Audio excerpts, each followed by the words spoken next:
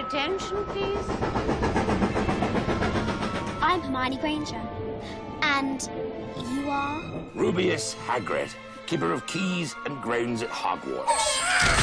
Let me introduce you to your new defense against the dark arts teacher. Me? Together we shall cast ourselves into the future. Don't call me Nymphadora. I'm Malfoy. Draco Malfoy. I'm Rita Skeeter. But of course you know that, don't you?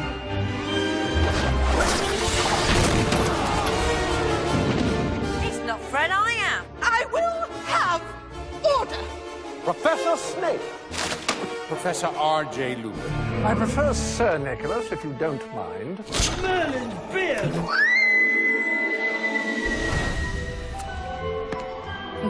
I mean, I'm just Harry. Just Harry.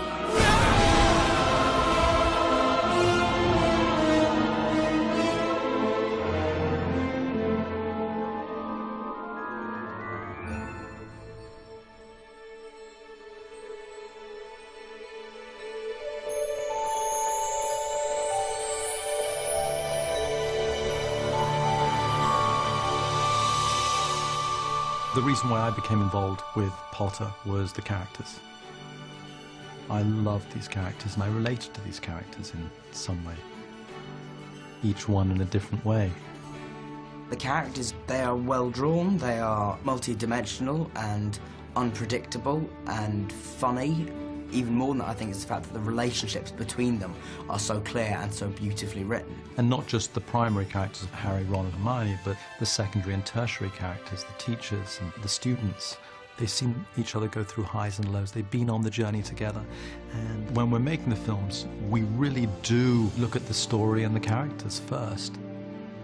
That's the heart, that's the soul of the film.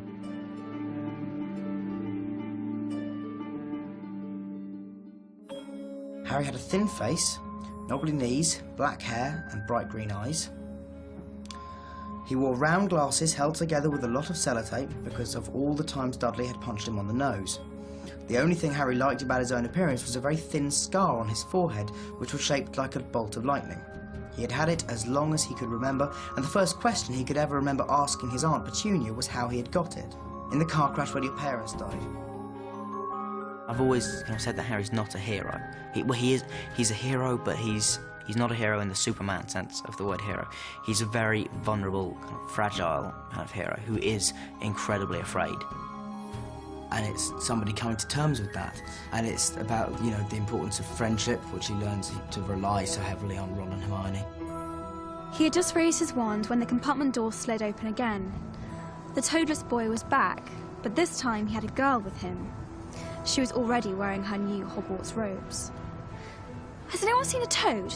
Neville's lost one, she said. She had a bossy sort of voice, lots of bushy hair and rather large front teeth. She was so much like myself. I mean, I was seriously nerdy. And I was very kind of insecure like she was. I was quite a tomboy.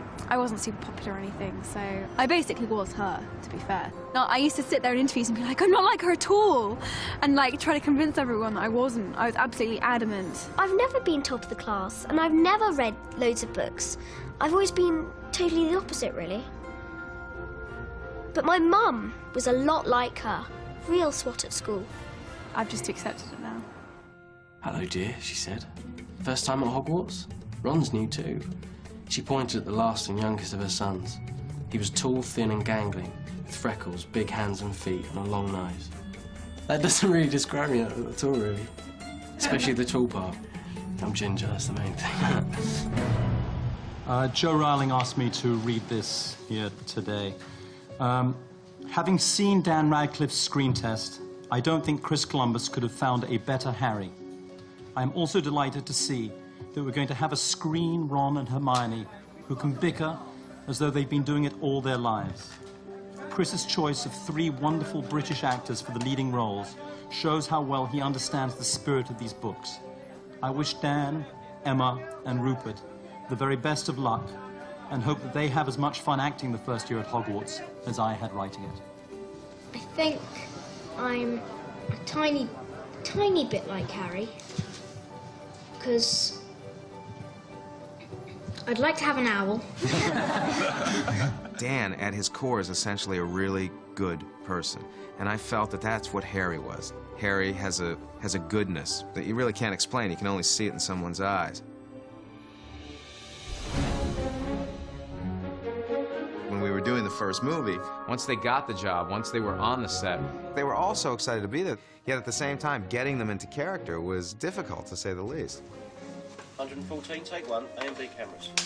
All right, Dan, I want you, when you open that book, really big reaction. You're scared to death. You close it as fast as you can and put it back there. Set, and really loud. Actually, you can shake the book a little yourself, Dan, okay? Set, and action! Those early days were part filming and part acting lessons. I was striving to get a performance out of these guys. Footsteps! Footsteps! They couldn't have been any greener. Gary, I thought we had to talk about the cloak. Sorry. The kids bonded immediately because they were all thrown into it for the first time in their lives as actors.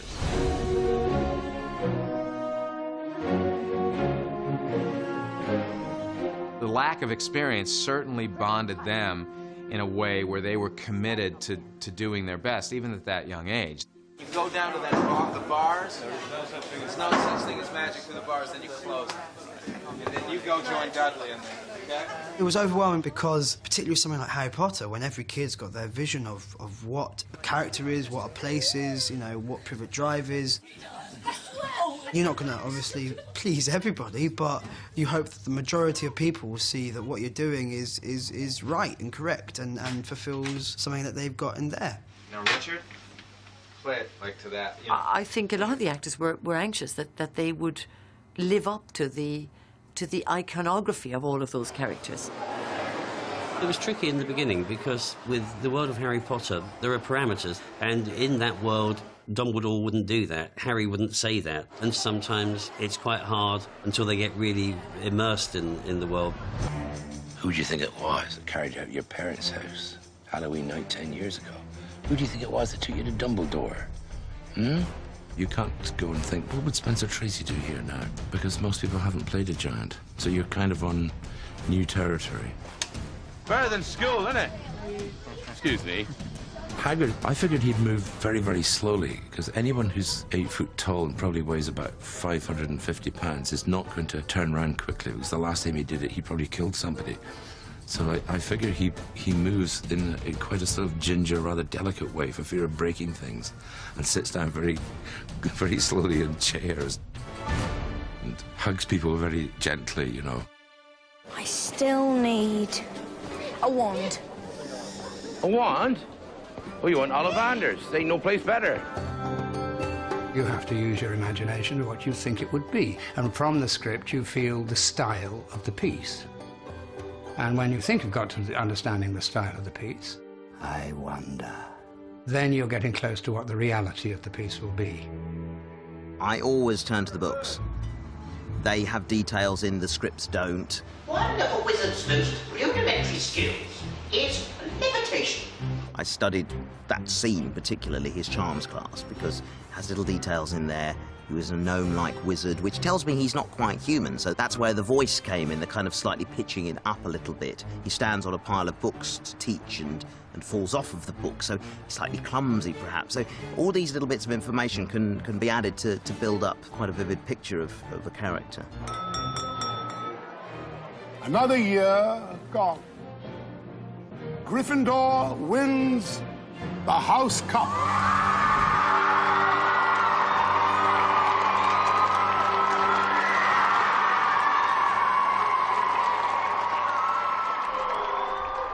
Harry Potter is all about beating the clock. You didn't want to wait another year to start Chamber of Secrets because the kids age so quickly that they'd be too old for their roles in that particular book. So the films essentially needed to be shot back to back to back to back. Set and action. Do you think it's true? Do you think there really is a Chamber of Secrets?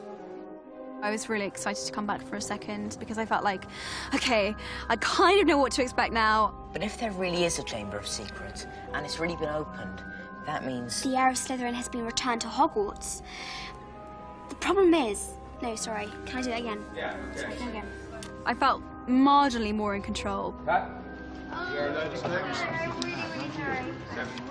right, save the red. Camera reloading. Hardly any of you remember that my favorite color is lilac. You can't just put an actor who's only done a little bit of work in with these incredible stage actors and these incredible film actors. You need another legendary actor. Gilderoy Lockhart came slowly into view, seated at a table, surrounded by large pictures of his own face, all winking and flashing dazzlingly white teeth at the crowd. You may find yourselves facing your worst fears in this room. Know only that no harm can befall you whilst I am here. I must ask you not to scream. It might provoke them! I was absolutely thrilled when it all came to pass. He's just a wonderfully puffed up character. He's deeply, deeply, deeply in love, but with himself. He pretends to be humble. He's wonderfully cowardly. He pretends to be brave and strong. He would sell his best friend down the river. Pretends to be a gracious person, but in reality, fantastically unreliable. Complete and utter phony. And those are all qualities that it was good fun to play. I didn't get rid of the band and banshee by smiling at them.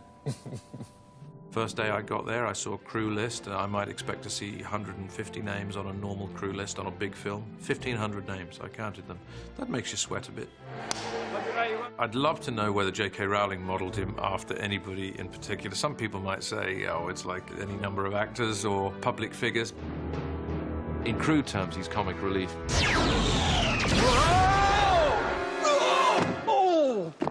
And sometimes he's rather more than that. Do you think he's all right? Who cares? B camera mark. Set and action. Out of my way, Potter. Draco's dad, his name's Lucius Malfoy. He comes into the story and it makes everything the Malfoy name a bit more scarier. Mr. Malfoy crossed the shop, looking lazily at the items on display, and rang a bell on the counter, before turning to his son and saying, "Touch nothing, Draco." What did I say? Touch nothing. Exactly. Sorry, Father. The camera loves him, and unfortunately, the camera loves him in a really evil way. Jason has a wonderful sort of ability to be theatrical, but with a darkness. And you wanted someone who could play the character who had this sort of elevated sense of self, who was quite superior and disdainful. My sole concern has always been, will always be, the welfare of this venerable institution. And its students, of course. I'd watched the first film and I'd seen what a horrible little git Draco is. Like everybody else, I despised him and wanted to boo him off the screen. And I was trying to take some inspiration from who he was, and so I thought that partly my job was to help you understand why he turned out like that. So as much as I could get on screen, I was just a bully, terrible father. You see, Weasley, unlike some, my father can afford the best. The Malfoy families and the Weasley families are polar opposites. The Malfoys are about order, structure, and rules, whereas the Weasleys are more hippie. They're much more of a unified family. We have a very different idea about what disgraces the name of wizard, Malfoy. Clearly. Arthur Weasley is actually, you know, the real deal. He's a proper dad. Apparently, I didn't know this, but J.K. Rowling said that he's the only real father, the only functional father, which actually he is. The others are kind of surrogate fathers. Your sons flew that enchanted car of yours to Surrey and back last night. Did you really? How'd it go? I mean, that was very wrong of you, boys. Very wrong indeed. The Weasleys, they're sort of family anybody would want. But sort of homespun and from years gone by, you know, from the 50s is what they look like to me. And it's something that people hark back to, isn't it? It's Harry's idea of a good home to be in, and so I think that's what Harry really loves about them. It's not much, but it's home. I think it's brilliant. If after I've done the old expendo ding-dong, Yeah. if I let down and then picked it up in some That's it, yeah. sort of way. Although the young members of the cast were inexperienced, they were the centre of the film. You know, we're supporting them. Dan, you're looking at it in horror. Well, of course, that can sometimes happen. They were growing as young artists and young performers, and you could see them acquiring knowledge as they went. Now, kids, one thing everybody's forgetting. After his spell, everybody goes, Emma, really big reaction from you. You're staring in horror. This is your friend, okay? Emendo! You really felt the sort of learning power, the learning spirit of Hogwarts was alive in the very sort of process of the realization of these roles. It was definitely a curse that killed her. Probably the transmogrifian torture. Encountered it myself once in Ouagadougou. The full story is in my autobiography. Sometimes we, as adults actors, we can complicate things and try and find something that's maybe not there or add something when it's not necessary. And sometimes the simplest approach, the most direct approach to acting a part is the most effective. And the kids can teach you that kind of thing. If someone says, run over there and scream like an owl, or run over there like a dog, you just do it because that's what you've been asked to do. You don't think, no, what is my motivation? Why am I doing this? You just do it because you're so young. Yeah, okay, where am I going? Over there, run. I had arrived ready to work with children that were younger than me and less experienced than me. It was my last shot of the film, was where Lucius flounces out of Dumbledore's office, and there was no line there. And I said to Chris Columbus, I just feel like he'd say something on his way out, having been humiliated. He said, well, try something. Let's do it again and try something. So we were shooting, and Dumbledore dismissed me, and I turned to Daniel and I said, let us hope Mr. Potter will always be around to save the day. And Daniel stepped forward and he said, don't worry, I will be. It was absolutely electrifying. It was fantastic, and I flounced out the room. And at that moment I thought, that's not a kid, that's a 13-year-old actor. In the first film, I wouldn't have done it, but in the second, I kind of have a bit more confidence with putting ideas forward and trying new things. And so if I'm in a situation in the film, I think, how would Harry react to this? I've developed as a person so much, everybody on set has, especially me, Rupert and Emma. They've been working for a year and a half, so these kids are actually becoming seasoned professionals. It used to take 10 or 11 takes to get to a certain point in their performances. Now it takes 3 or 4. Come on, Harry. I didn't know I could speak past them. What else don't I know about myself? I think even the adults have developed. I find this probably the most difficult part I've ever played. Let the feast begin.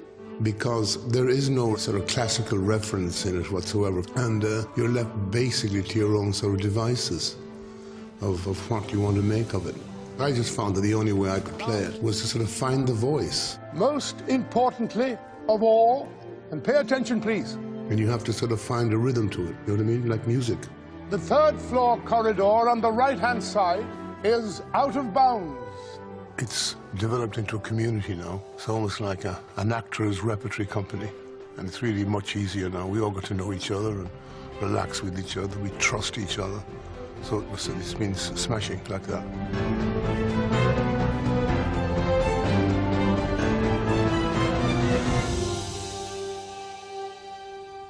It is not our abilities that show what we truly are. It is our choices. We got to the point of editing the second film, and Richard was getting sick. And I remember going to visit Richard at the hospital. He was very ill.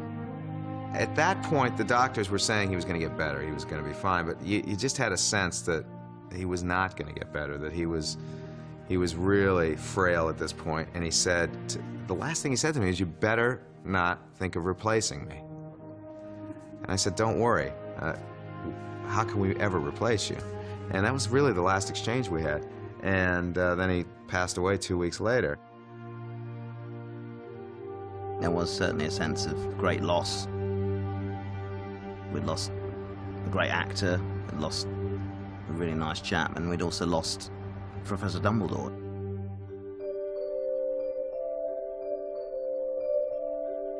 He was always very, very kind to me. He was great, you know, in our scenes and helped me. When he died, I was very, very sad, and also it was, I think it was more or less the first encounter with death. Dan was much closer to Richard than I was, but I still spent 2 years with him. I was really shocked. I kind of...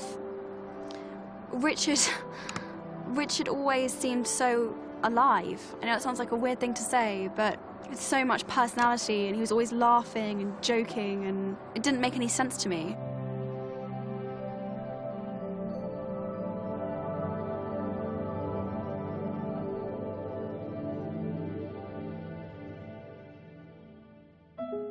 So it's Lumos Maxima once, doesn't work. You get frustrated, so you throw the second Lumos Maxima, and the second one is going to be the huge one. Like, should I see something in the book that tells me to do something a different way? I think that you already read instructions. It's more about... Perfecting it now. No, the word is expectations. When you have expectations, things doesn't work. Okay. You know, when you act... Okay. You know what I mean? Chris Columbus had done an amazing job setting up the universe. The directors that followed Chris, all of us were very lucky that Chris made such great decisions. But there were places where I wanted to take this universe that were not present in the 2 previous films. Alfonso was kind of amazing to work with. When it comes just from your heart or from your own energy, then is when it happens, okay? Okay. It was a big step forward, I think, for us all working with him, because we all had to meet a whole new set of challenges. 2 Apple, take 6. Lumos Maxima. On, off. Lumos Maxima. On, off. Lumos Maxima. The first thing that I did with the 3 kids was to talk about what was important in Azkaban that was relevant for them as real people. Let's do something, just to get our timing right. I said, okay, I want you to write an essay in first person, you as Harry, you as Hermione, and you as Ron. And I want you to tell in this essay the story of your life from the standpoint of Harry, but investing that Harry with your own personal experiences and your own personal emotions. He was really interested in what we all thought of our characters, and it was his way of getting to know us. I loved writing down all my thoughts on her and scanning through the books to find quotes to back up what I was saying, and I loved that he had asked me to approach the role in an intellectual and personal way. It was one of those moments where we felt, oh, right, okay, we've got to start making decisions for ourselves now as well, because Alfonso isn't just going to, you know, spoon-feed us the emotions. He wants us to find them for ourselves. And it was right, because at first we needed to be told what we should be feeling in these moments, and when Alfonso came along, we were all a little bit older, and we all had to start making these decisions for ourselves. Emma, being Hermione, wrote something like 30 pages long. Emma just came in with reams and reams of paper. That had this brilliant purity. I came in with one side of A4. Daniel wrote something with raw emotions. Rupert, being Ron, didn't deliver the essay. It would have been quite helpful had I done it. I actually forgot to do mine. I think it was around some exams as well, and it was quite a lot. And actually, when I questioned why you didn't deliver it, says Ron would never deliver the essay. So I said, okay, you understand your character is perfect. We just did what our characters would do. It's just works, isn't it? Now, what do you want me to do with these ferrets? Show me. Just go like... What would you do? Show me. Maybe So you separate what are you one. saying? So I take one off here, take that on my foot, pick up the other one. Or once that they start getting some confidence, they will question absolutely everything that I would do and why I would do this like this or things like that. Don't you think it should be a bit skirmish? Skirmish means? Well, I'm carrying dead ferrets on my shoulders. Remember something, I was new. They've been Harry Potter and Hermione and Ron for a long time. So they were very good with their arguments about what Harry or Hermione would do or not. Alfonso wanted us to put a lot of ourselves and our thoughts into the characters. Hello. Okay, let's find out what feels organic with you. Hi. And what feels organic with the character. Early on, we said, okay, how would you wear your uniform? First, they were all tight. He says, yes, but if your parents were not around. He said that you should, like, customize it how you would if you were really at school, so it feels more natural. They start doing weird things with ties or taking the shirts out. Some of the kids stocking everything and trying to be very neat. We all started wearing Slytherin rings, Slytherin tie pieces. And the hairstyle was pretty much dictated by the kids, because we wanted to be something organic, the hair, the uniform, and the attitude of each one of the actors. You go on living, but you have no memory. Your sense of self, you're just a shell. He told us the script that you've been given, if you don't feel that it's natural or that it works, then you just say, and we can change it. An empty shell. Well, if you feel saying no sense of self, if it helps, keep it. Yeah, it floats. If it floats, okay, so keep it. What I loved about what Alfonso did with it, it is that sense of rebellion. You realize that you're in a different world now. These aren't kids anymore. And this one, Hermione, she's rock and roll. She's girl power. She's out there doing everything. Foul, loathsome, evil. Malfoy insults her, and instead of keep walking, just ignore him. That's it. Smack. I remember agents start calling about possibilities to play Dumbledore. I remember David getting so upset and said, we're not going to discuss this for a long time. You know, he didn't want to go there. And I respect and admire that quite a lot. And then once that we needed to start moving on, I think that it was very clear that we were leaning very rapidly towards Michael Gambon. Welcome, welcome to another year at Hogwarts. There's a grace and there's a dignity and there's a weight there. And Michael's very mischievous in his own sort of special way. In any press conference that he was asked, how do you feel stepping into Richard Harrod's shoes, he would pretend that he didn't know that he was replacing somebody.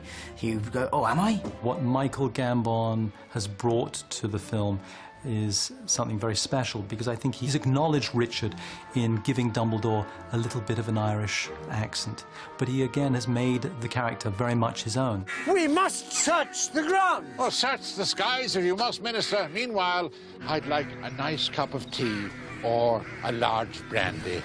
Something of the slight changes that we wanted to do is that we wanted to recover one element of the Dumbledore of the books, that is a certain, rather than a regalness, a certain funkiness. He could seem a little shabby and a little distracted, but actually he's completely in control of everything. And that's something that I think that Michael brought onto the table in really beautifully. One more time. The lines came out, but they're all jumbled. Dumbledore is who Dumbledore is by the very nature of what Joe Rowling wrote. Wise, eccentric, with a twinkle in his eye. He doesn't replace Richard. He is doing Michael Gambon's Dumbledore.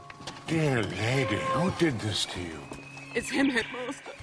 The one they all talk about. He's here, somewhere in the castle. Sirius! Don't tell me you've never been hearing of Sirius Black.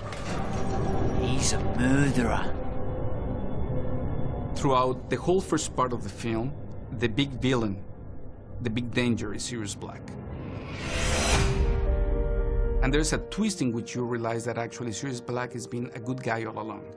Not only a good guy, he's going to become the new father figure for Harry. So we needed an actor who could not only play the two different parts, but play the transition to the different parts. Gary Oldman as Sirius Black. There's a kind of rock and roll quality about Gary. And he's not that old, but he kind of feels like he's been there forever, really. In a good way, in a really kind of rebellious way. The world has read these books, so I'm not going to be everyone's idea of Sirius Black.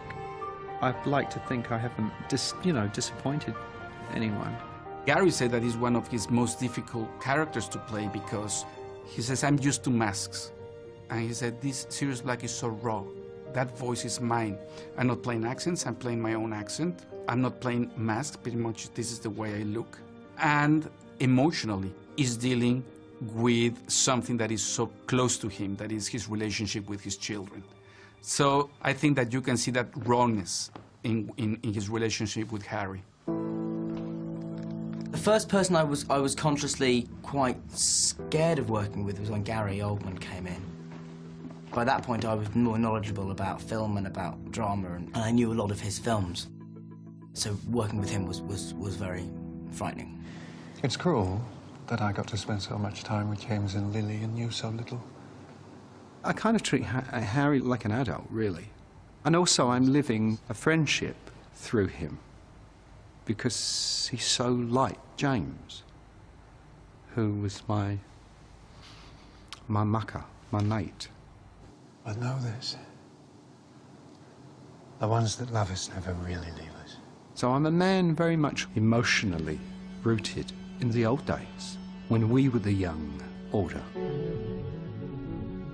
I found that when I would see the flashbacks of the parents of Harry, James was a very cool dude. In their youth, James, Sirius Black, Lupin, Peter Pettigrew, they were this mischievous crowd. Alfonso had this idea that we were a little like the Beatles, that kind of Abbey Road look, and that Sirius was a bit of he's a little bit reckless. So we were thinking that he was kind of a little bit like the John Lennon of the group. Well, well, Sirius, looking rather ragged, aren't we? Finally, the flesh reflects the madness within. Well, you'd know all about the madness within, wouldn't you, Remus?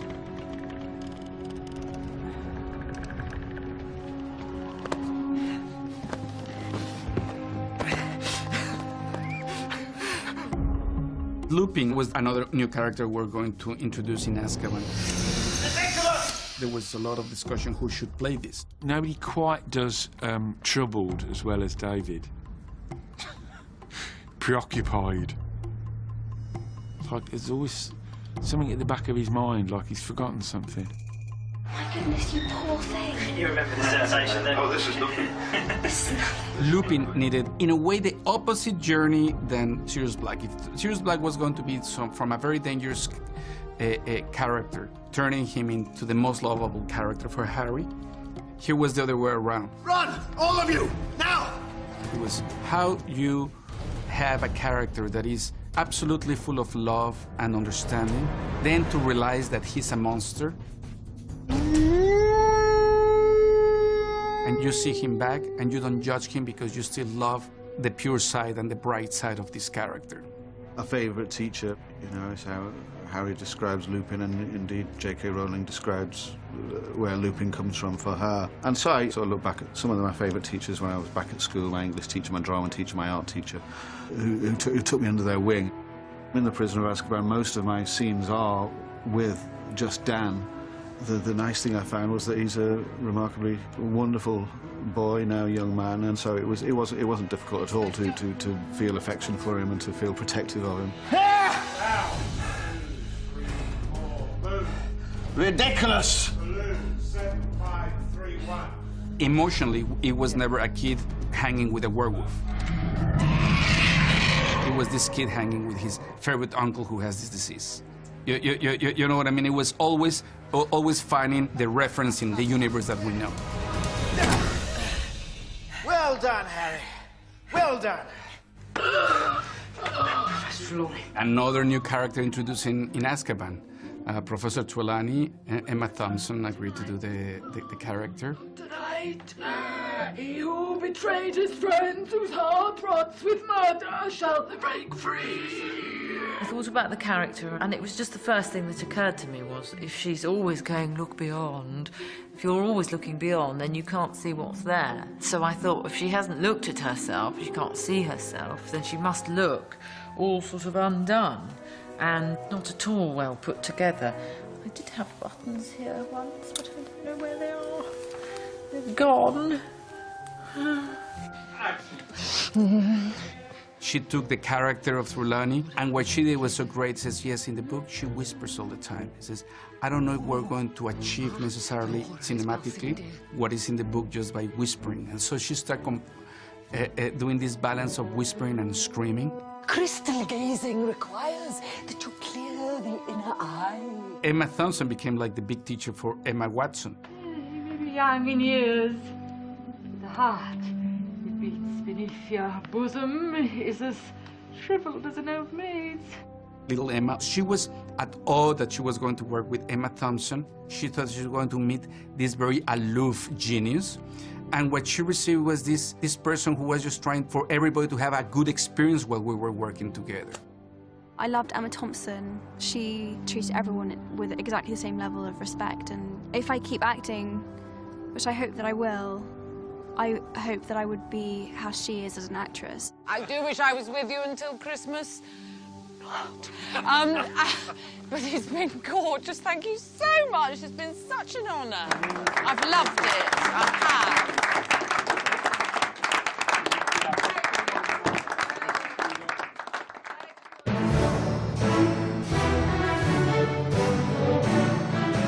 Between the third and the fourth, there was more of a break. You know, there was a much more substantial time off.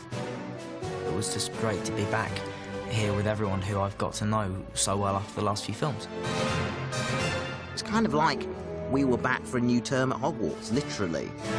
But I always get quite nervous when you sort of find out it's going to be a new director, because you spend a long time with them, so you get quite close, and then it's quite nerve-wracking to see what sort of person it's going to be. Now, would you listen to me, please? There is no point in any of us being here unless you are good. And every one of you has got to show with their face, with their body language, with everything visibly, that it is unbelievably dangerous. It's not just thinking about Harry Potter. We all know Harry Potter's not for kids, right? Well, not this one. Mike Newell has a real professorial quality and was very much a taskmaster and encouraging them to capture the essence of the characters they're playing. Mike Newell was such a big personality. He's so British. It was so loud and, like, if he said something, everybody would shut up. It's about how you pay attention. It's about how jumpy you are. It's about how you respond. When he shouts at you! It's really sort of quite scary sometimes. They don't know me, they don't know what I want, they just know that they have been told to sit up straight and fold their hands in their laps and pay attention. Action! Stay away from me. Fine. You'd say something to them and they would say, yes sir, thank you sir, very good sir, yes sir. And you'd think that's not it at all. There were these two called the twins, who are brothers to Rupert. Yeah, Jamie's this side? Right, okay, Jamie, you go first. Am I looking at the right bloke? I still can't remember which way round they are, but they're heavenly boys.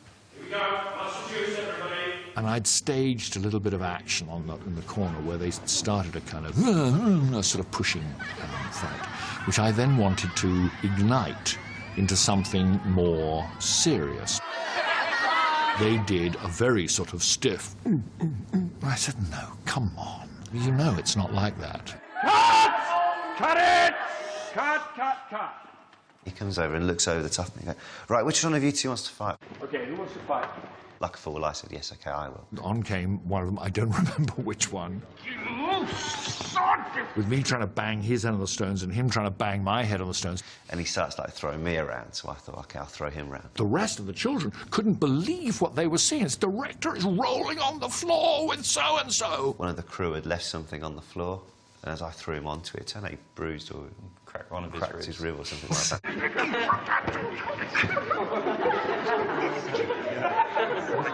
So I had to be helped up off the floor like the old man that I was. And of course they found the whole performance absolutely hysterical. And I, at that point, stepped over a line with them, and they kind of knew I was all right. He let it all go and made it really unintense, unrestricted, which helped us immensely.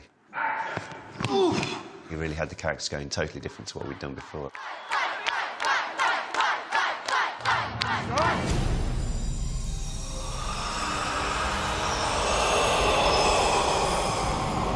The Goblet of Fire allowed us to expand beyond the walls of Hogwarts. We just were able to see that the wizarding world was a much bigger world than we'd been accustomed to. Please greet the proud sons of Durmstrang.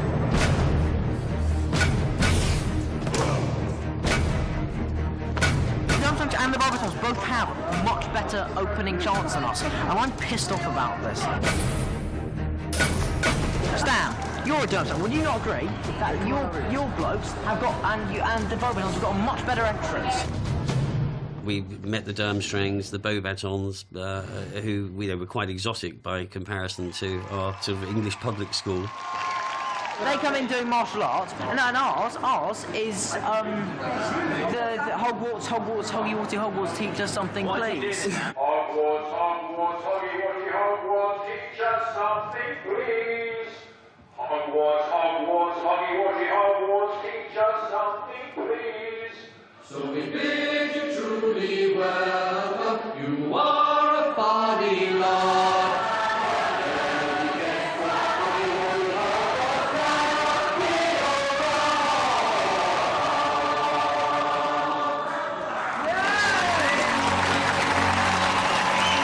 Excellent! We now have our 3 champions. I'm Clémence Poésie, playing Fleur de la Cour in Harry Potter. In a way, she is what English think a French girl would be. I mean, she's very chic and very, Miss Perfect all the time. Victor Krum is the Bulgarian seeker. He's described as more of a physical being rather than talkative. Cedric was already a pretty fully written character. He was a pretty significant part of the book.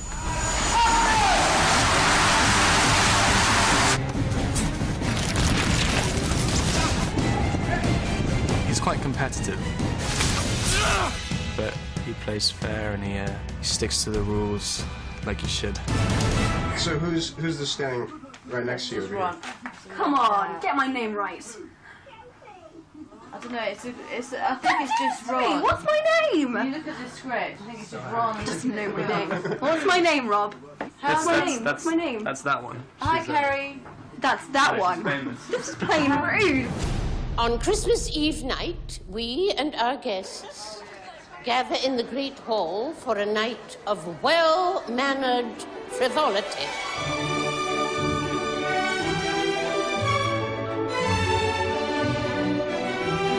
Harry falls completely in love with Cho Chang and asks her to the ball, and she's already got a date. That's what I like about Harry, is he's pathetic at the whole romance thing. He's rubbish. He's no good with girls, he's no good with dating, he doesn't know how to be around girls. I'm actually a really fantastic dancer, but because Harry's not very good, I felt I should play it down.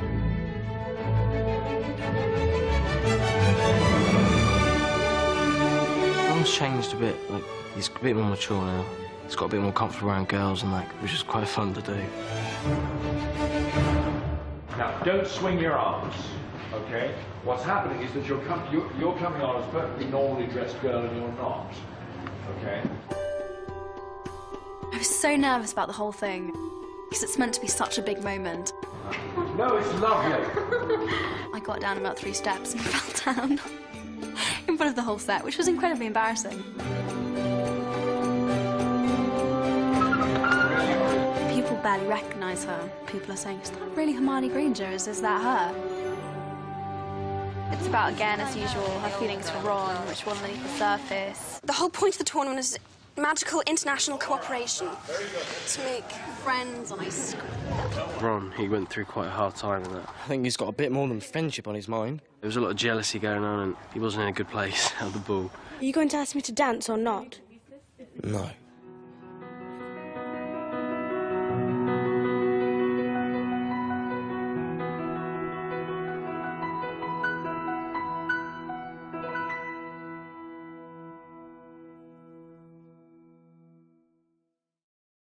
Alistair Moody, ex-Auror, Ministry malcontent, and your new defence against the dark arts teacher! You know, Mad Eye's his own man, and when it comes down to it, he's a gunslinger with a wand. What appealed to me about him was the fact that he reminded me of some of the teachers of the old school. You need to know what you're up against. You need to be prepared. That whole notion of tough love and all that kind of thing. Brendan Gleeson has a real challenge in this to play a man who is not who he seems to be. And Brendan goes into such tiny specific detail when he's making the character. He developed this wonderful shiver. They say I'm mad! Which, as soon as he'd had a pull on his flask, which everybody thought was booze, there would be this kind of as it gets it up to the nerve ends. What was it like? What was he like? Who? The Dark Lord. Shh. Don't say his name. You know who. Do not speak his name. You know who. Whiter than a skull, with wide, livid, scarlet eyes. Voldemort had been talked about for so long, and the build-up to Voldemort arriving in the books is just immense. And a nose that was flat as a snake's, with slits for nostrils. I remember reading, and then his face turns round, when Voldemort's face turns round, and just thinking, wow, wow, wow. Lord Voldemort had risen again.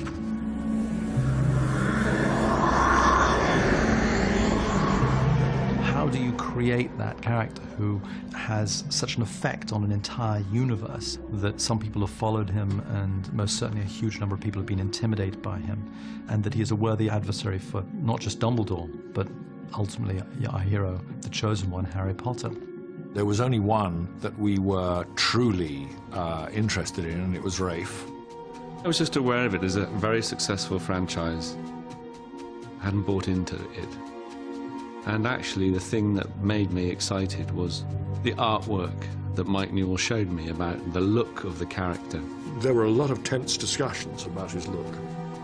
To his great credit, David Heyman, the producer, always said, you've got to make his face weirder than just a human face. And that's going to take you doing something with the nose, which Rafe and I were both vehemently opposed to. And then we did some drawings, and then Rafe suddenly said one day, you know, it's not half bad. The nose is flattened to suggest the physiognomy of a snake.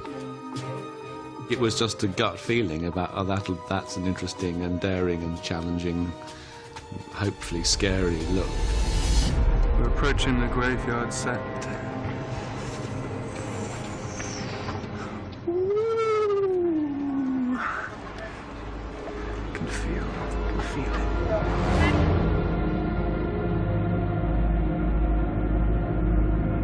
Wasn't going to slip on screen quietly. It came on and hit it with such ferocity, viciousness. There's something incredibly primal about what he does as Voldemort. When he popped up and he was very fleet of foot, he was like a dancer. He plays it with a lightness and a mercurialness and a sort of sensuality. There's attractiveness about it, although he looks like some weird mixture of reptile and sort of broken, fallen angel, doesn't he? Fate, Harry. That's what brought us together 13 years ago. The hard thing is, he's really a personification of, quote, evil, which I think is impossible to play. I mean, you want to feel there's a living mind and a brain behind any of these so-called villains. Where I start from is the idea of love is repulsive to Voldemort. You can't help thinking that he's been cheated of it. So therefore it becomes a thing to despise and to destroy. When dear, sweet Lily Potter gave her life for her only son, she provided the ultimate protection. I could not touch him. It would be easy for Voldemort to become this kind of archetypal bad guy, but Rafe imbues him with some very scary corners. He wasn't just a block of ice. You could see that there were an enormous number of things that were going on just under the surface with him. You can't play the whole scene on one note, so you've got to look for the little gradations and nuances. So you try things. How lies have fed your lamp. Do you know where you're standing? Do you know where you're standing? In trying them, stuff happens. It gets more fluid, it gets more fluent, I suppose, more fully inhabited. No matter. Things have changed. I can touch you. Now. Mike Newell was quite keen that we didn't deny the moments of overt visceral rage and a sort of ecstatic rage and a delight in a way, a sort of sadistic delight in the power he's got. Attaboy, Harry. I think you can sometimes cheat yourself and the character, and indeed the audience, of those kind of red-blooded moments. At the same time, I'm trying to find a balance. Mike just said, don't go all subtle on me. Let me see a few moments of craziness. I didn't want to talk to Rafe that much, simply because I know that I'm not a good enough actor to actually be talking and then suddenly have to turn around and pretend that he's my worst enemy. 1073, take 2. B camera, A on the end. Maybe in 10, 20 years I might be able to do that, but now I know that I can't. Pick up your wand, Potter.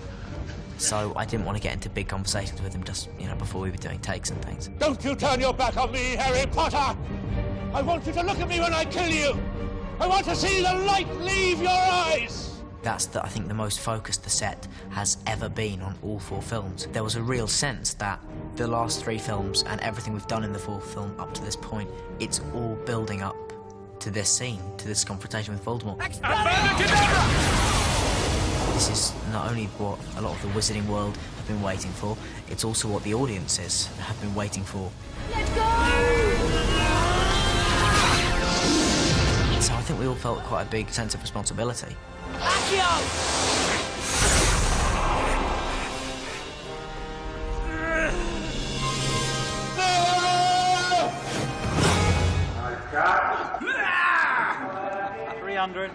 Let's do it again.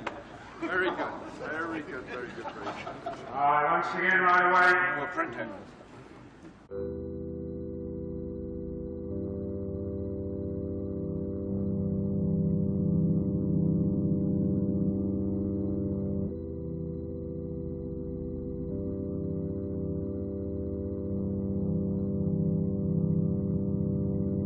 If the 4th film was all about young love and what it's like to discover the opposite sex, one of the emotional drives of this film is how we all have a right, really, to be quite complicated and have a difficult time when we're in our teenage years. The films are growing up, they're maturing. And we thought that David would handle that brilliantly. I'd just love to try one. Just where I walk straight up to him and he turns and he has that look of slight surprise on his face. And I deck him. Let's do it now. Let's do it now. Let's do it now. Yeah, cool.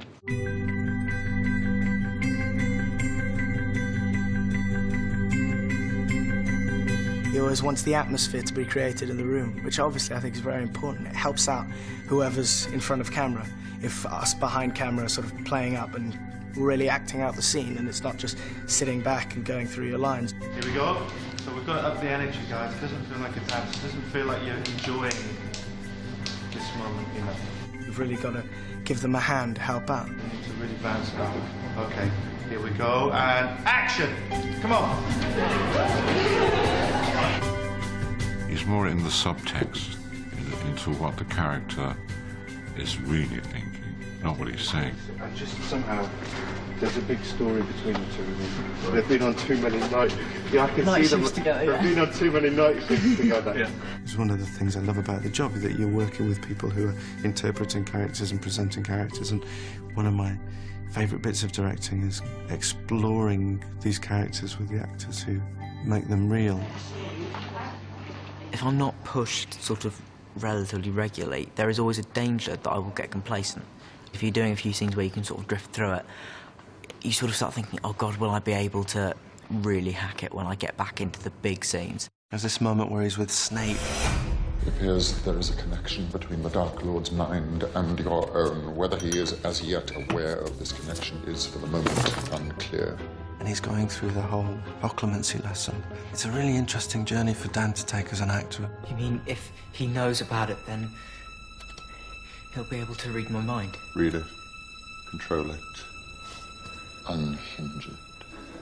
It's actually quite a complex bit of acting. And we were on like take 7. And I said, well, just keep going, Dan. We'll just go straight for another take. We won't break it. And action. Here there is a connection between the Dark Lord's mind and your own. And reset once more. Reset, please. Then you can move. And I'll go for take 8, take 9, and we'll get to take 12. And action. And I can see the determination in his eyes that this time he's going to really make it sing. This time he's really going to crack that moment. It was very intense. We were in there for about 3 days. Concentrate, Potter. Focus. I've never been as pushed as regularly as I am on this film. David Yates is fantastic at helping me to find new levels of character. It's one of the reasons I felt so good about coming back again was because, yeah, I'm back for a 5th time, but David, he's really going to teach me something. Okay, let's do guys, numbers, please. I really love doing research for a character. And, like, I have to know everything. I have to understand every single... I'm practically a Harry Potter lexicon. Like, you could ask me anything, and I will basically know the answer. I think Evanny beats me, but just narrowly. Hello, Harry Potter. I've been a fan for ages, so I always wanted to be in the films. And then when Luna came into book 5, I really want to be her, you know? So, what's your name? Evanny Lynch. We did this casting call. 15,000 people show up. I think we'd been anticipating a couple of thousand, and it went bananas. The queue went around block after block after block. It was frightening to see how many kids came from all over the UK to audition for Luna. I wasn't nervous because, like, I know Luna so well, and I was thinking, someone has to get it, you know, and I could do it. It was a complete long shot that she was going to get the part, but she came in and immediately you knew that she was special.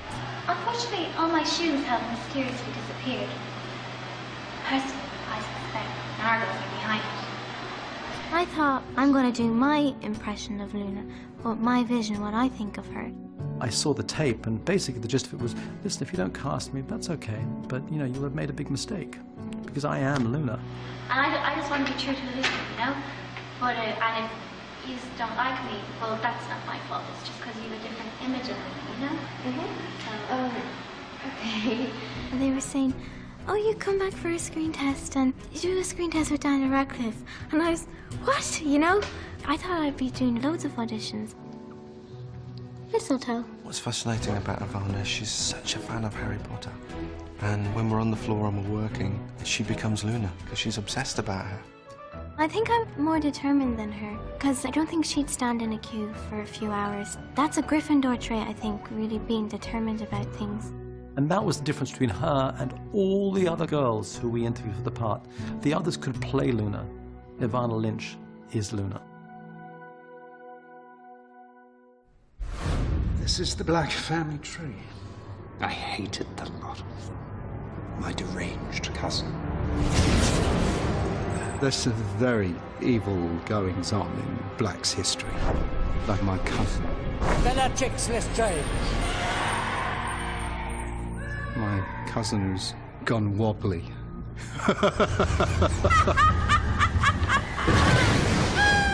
She's got, obviously, a personality disorder. Harry Potter? Helena came in and we really threw it around the room. She was determined that we never took a straight line with Bellatrix. And so Helena's did some really crazy stuff, some of which has ended up in the film and some of which hasn't. To be or not to be. It's like an acting exercise, isn't it? I'm definitely milking every moment that I have. I've probably got about 4 lines. I keep on trying to give myself more lines. And if I start talking, Gary, just let me talk, improvise. I'll stop you. I also had great fun creating her, the look of her. Originally, I think they sort of said, like, black sack, and I thought, oh, I don't want to have a black sack, because I'd done witches before, and I'd done the hag look, and I thought, I've got to be sexier. I also had the feeling that because she's in prison for 14 years, there's a dilapidated quality to her, in the way that she was once intensely glamorous and very beautiful, but has sort of gone to seed. You know, you can't dress Helena and say this is it. Helena needs to be able to help create that costume because she's expressing that character. So she needs to express the costume too. A costume is really important. Sometimes I can't get a character and then suddenly you put something on and it's like, oh, there it is. You know, the first day it was like, well, how does she walk? Because she's very clumsy. I thought maybe she'd walk, you know, with her legs out, you know, kind of, and then tripping over. But the idea that she's trying to be an adult, she's the youngest person in the Order of the Phoenix. So slowly they kind of developed it. You know, the boots were the first thing. I was wearing high heels with pointy bits. And they were like, no, these big boots that's what makes her sturdy and what trips her up a lot. We also wish to welcome our new Defense Against the Dark Arts teacher, Professor Dolores Umbridge. In the book, of course, she's described as very ugly and toad-like, and I love people saying, oh, you'd be great for that part. Thanks very much. Because she's quite hard. I thought that was quite important to have a caring sort of look. So we've had a lot of fun with it, and the shape. Just a little round, woolly person who's just not very nice. I thought Imelda was very interesting to watch. That thing no, I'm not doing, but what I am saying... A lot of actors, you know, do the same thing. Well, I've rehearsed it, decided how it's going to be, and just do it and do it and do it. Whereas Imelda was very flexible. Like, every take would be something different. Things at Hogwarts are far worse than I feared. Things at Hogwarts are far worse than I feared. Things are far worse at Hogwarts than I'd imagined. She just sort of works away at it and is very meticulous about it. Something you'd like to say, dear? Oh, there are several things I would like to say. Each term, as it were, there are fresh teachers that come in and give everybody a lift. Blah, blah, blah, blah. Disloyalty. Oh.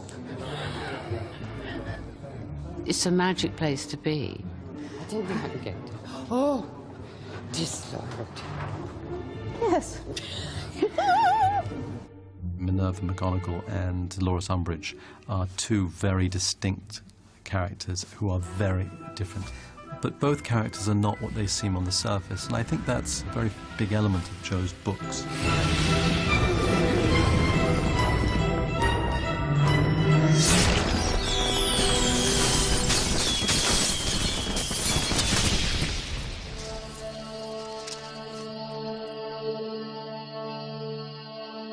On 3 I went, okay, yeah, this is what I want to do. I want to be an actor. But 3 was when I made that decision. And on 5 I had a moment where there was a scene between myself and Sirius at the tapestry when Harry's wondering if he is turning into a bad person. And Sirius says, "You're not a bad person. You're a very good person who bad things have happened to." And it's the absolute line that sums up Harry's situation. Harry feels, I guess it's a lot of shame and a lot of guilt. I just feel so angry all the time. And Sirius just basically says, we have choice, and it's just what we do with it that matters, that defines who we are. You don't often get to do scenes like that. When I first saw that scene, it was the first time I looked at it and went, well done, that was good. That was like proper acting then. You couldn't see the joins. And that is in part to do with the fact that I have Gary Oldman around at the time. And action. Dan adores Gary, really respects him and his craft. It's just this whole thing at the beginning, you know, well, what's life without a little risk? And it's a great privilege to see the way he'll take Dan aside and talk to him. How many films have you done? 40-something. There must be now. Yeah. How long have you been acting for? 22 years. You have 40-odd films, 22 Something like that. That's pretty good going, and stage work. Yeah, I did stage as well. I would do a movie, a stage, a movie, stage, movie, stage. I just watch him and I learn so much when he's around, and I think I raise my game. Your expression, fantastic. Even without knowing it, I raise the stakes of what I'm doing, just because I know he's involved.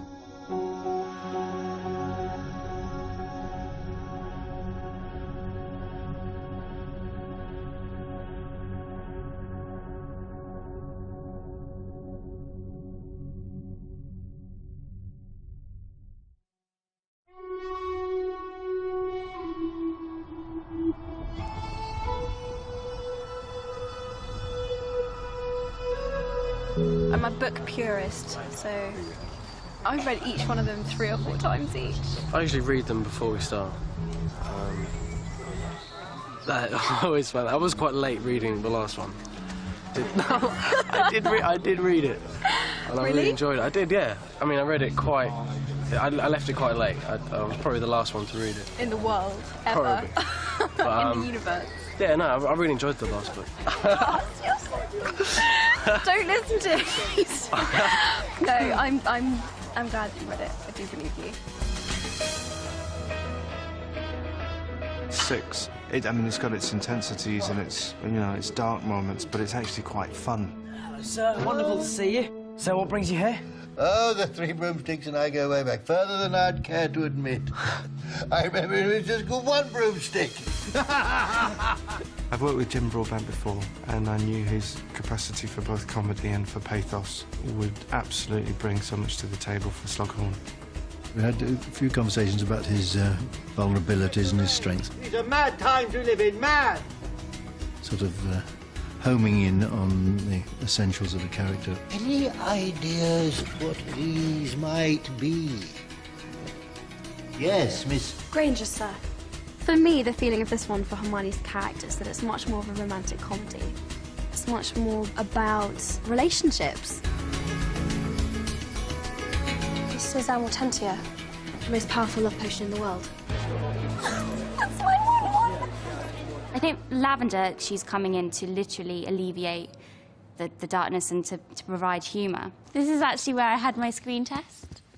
We just gave her Rupert and said, OK, you're auditioning for Lavender Brown. Do something to Rupert that's very lavender. Within 2 minutes of meeting him, like lie on his lap and giggle.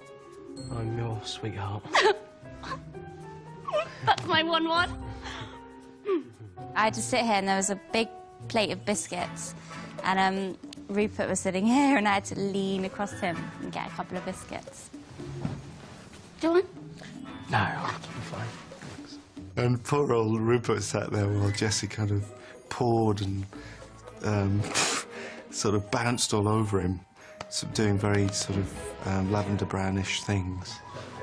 We didn't sort of kiss or anything, which I was sort of half expecting. So embarrassing. Can't believe.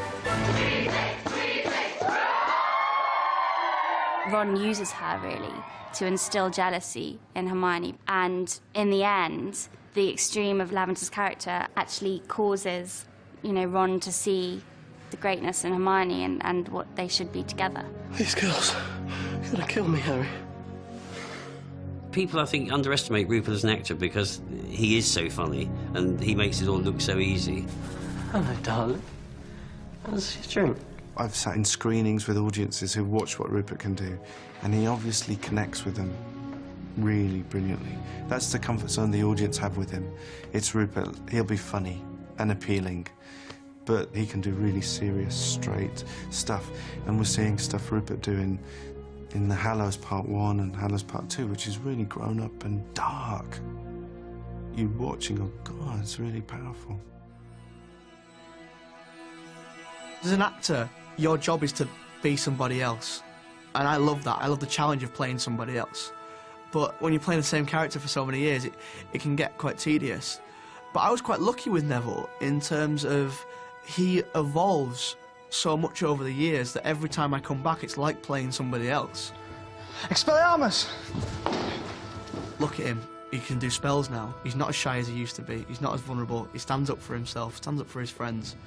And every year just bringing a little bit more into it, a little bit more, and adding layers. And that is even more challenging than playing somebody else completely. Everyone, please, quiet, please. Shut it! Thanks.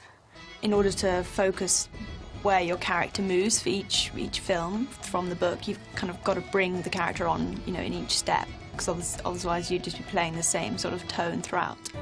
I think in the first few ones she's really shy and she gets really embarrassed around Harry and you know, other people. She's kind of quite contained. But as the books go on, I think she understands he isn't just the chosen one and he isn't this special character. He's just who he is, and I think that's kind of why they end up together.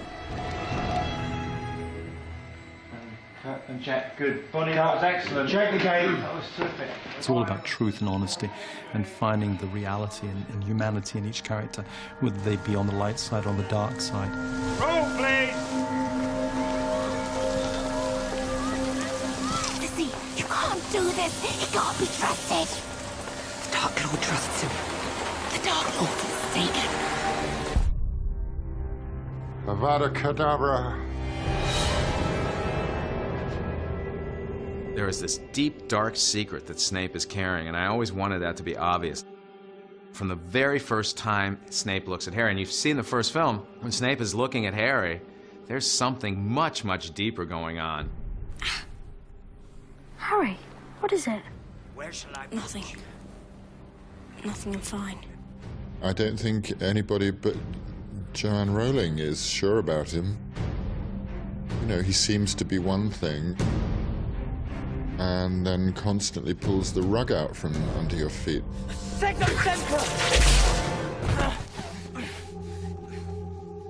Well, here's the thing, is that he had a separate conversation during the first movie with Joe Rowling. So Alan knew something that none of us knew. He may have known the secret that exists in Book 7. I don't know.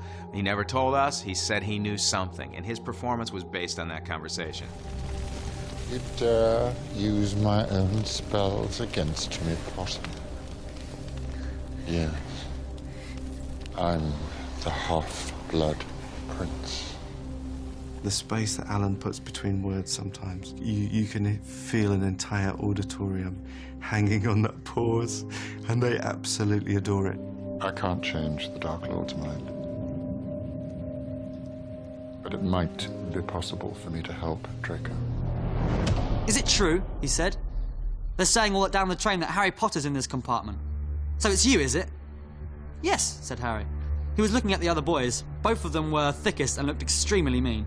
Standing either side of the pale boy, they looked like bodyguards. Oh, this is Crabbe, and this is Goyle, said the pale boy carelessly, noticing when Harry was looking. And my name's Malfoy. Draco Malfoy. He starts off as the ultimate sort of slimy head git, if you will, and he slowly, very slowly, matures to the 6th film where he realises that he wants more than just a sort of two-dimensional relationship with Harry. He wants to get involved, so to speak. Enjoy the ride back to London. I think it's been quite frustrating for Tom. Take your hands off me, you filthy squib! In the 5th and the 4th and the 3rd films, because Tom had so much more to give. I don't want your help. Don't you see that I have to do this? I have to. I was so glad when I read the script that he had such a big role. And action! It's like seeing a new character. Because Malfoy becomes so much more complex, conflicted. You see him struggle with his own identity and the task that Voldemort's given him. The thought of someone seeing him this week is like, I mean, that's the moment we should explore, Sure. I think, as well as the emotion of it. All right, well, if we play around with it and you, Play yeah, around. Yeah, we'll have a look. give us a thumbs up when it's a good one. All right, mate. David and I have had great fun sort of talking about where he is in each individual scene, in mind state, and what's he thinking, and it certainly gives you a lot more things to play with, really. Severus. Please. Avada Kedavra. The thing that Dumbledore's death did was to steal Harry and to really focus him on the task ahead, because before he was the foot soldier who was under orders, and now it was different. Now he was the one who was having to make the plans.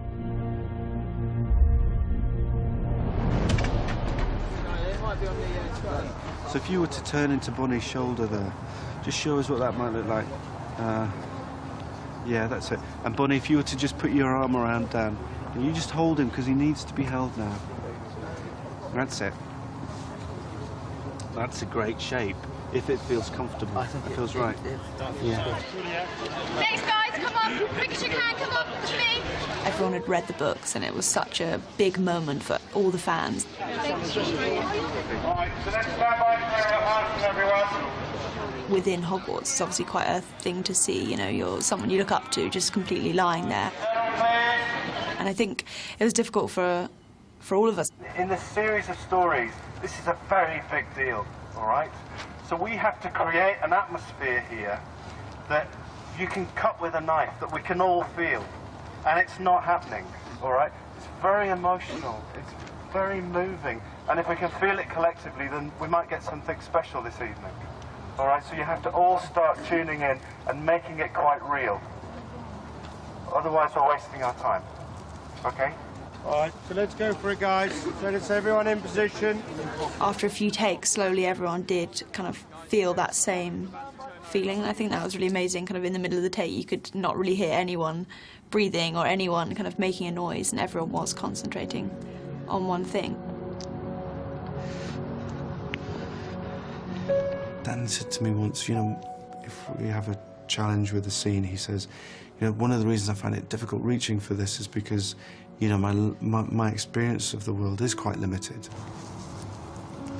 But as he gets older and he starts to move into his own adulthood, he suddenly discovers, you know, how challenging the world can be, you know, as a young man. And that's kind of parallel with how Harry starts to grow and mature in terms of dealing with Voldemort and the dark forces. You know, and Dan carries a lot as an actor as well, I think. I mean, it's extraordinary. I don't know how he or Emma or Rupert sometimes deal with it so brilliantly. I didn't feel a huge amount of pressure. It's only recently I've started to feel pressure. It's not pressure to please other people, it's pressure to please myself now. It's pressure to make sure I know I'm doing as much as I can. It can get tough because you can start becoming self-conscious and full of doubt and things about whether what you're doing is actually any good, especially when you've been doing it with one character for a long time. But, you know, you have to sort of power through that and just keep giving as much and just trust the director to be able to guide you in the right direction. At the beginning, I was so sure of who she was. Gryffindor! At the beginning, she was just this bossy little girl and she wasn't very real. And now I feel like I'm playing somebody very real and very complex, and I think it's got harder. I think it's got a lot harder.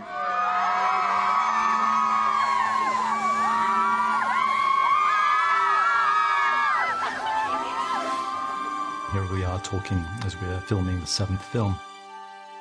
And we've had the most incredible cast. I mean, we've been very lucky people want to be a part of it.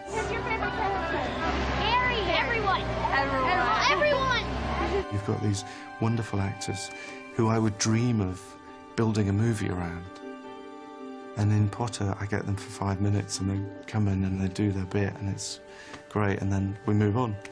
So it's a real privilege. Hard to believe. It'll be us leaving one day. It's impossible to say really why these films are so popular, but something about those three, Harry and Hermione and Ron, exploring the themes of friendship and betrayal and trust and fear and courage and love, has engrossed the whole world. And the relationship between the three of them in the films simply has translated into life. There they are. They have the same relationship between Rupert, Dan and Emma as between the characters. Obviously we've been through a lot together. We've been through this whole experience together, and we've got quite a strong bond in that sense. To see them on film and to see how far they've come, they've really developed into some fine, wonderful actors. A lot of the audience have grown up with them, and that's unique.